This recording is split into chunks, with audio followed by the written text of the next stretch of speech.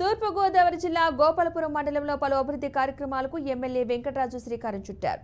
8 లక్షల నిధులతో ఉప్పరగూడెంలో కల్వర్ట్లు, దానికి అనుసంధానంగా సీసీ రోడ్లు, వెదులకుంట్ల గ్రామంలో ఎస్సీ కమ్యూనిటీ హాలు ప్రారంభించారు. నియోజకవర్గాన్ని అభివృద్ధి పదంలో నడిపించడమే తన లక్ష్యమని చెప్పారు.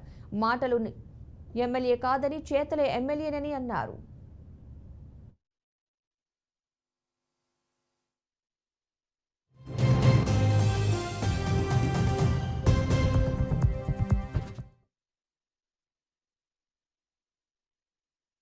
నా జీవితాంతం నేను ఎన్నేళ్ళు రాజకీయంలో ఉన్నా, ఎంత గొప్ప స్థాయికి ఎదిగినా, నా తొలి ప్రోగ్రాం ఏదంటే ఇదే గుర్తుంటుంది.